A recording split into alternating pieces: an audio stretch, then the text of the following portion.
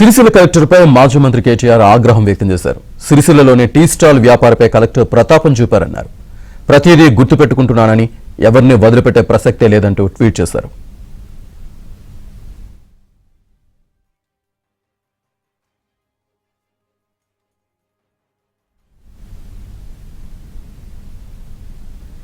సిరిసిల్లలో tea stall నడుపుతున్న శ్రీనివాస్పై జిల్లా కలెక్టర్ దుర్మార్గంగా ప్రవర్తించినట్టు టీ స్టాల్ యజమాని ఆరోపిస్తున్నాడు.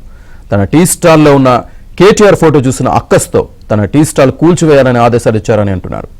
ట్రేడ్ లైసెన్స్ నెపంతో కూల్చివేయాలని కలెక్టర్ ఆదేశాలు జారీ చేశారని వాపుతున్నాడు. టీ స్టాల్ పోయినా సరే కేటీఆర్ ఫోటో తీయనని తేల్చి చెప్పాడు.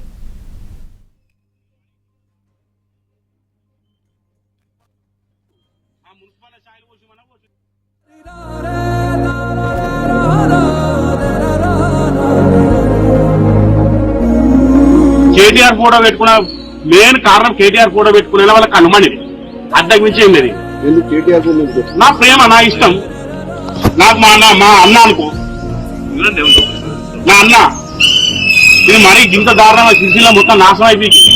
గరీబోడు బతకకుండా అయితే ఆ మున్సిపల్ ఛాయలు పోసిమన్నా పోసిస్తా, కానీ ఎత్తా వాళ్ళకి అధికారులకు ఇస్తారు. రోజు 300-400 ఇవ్వను.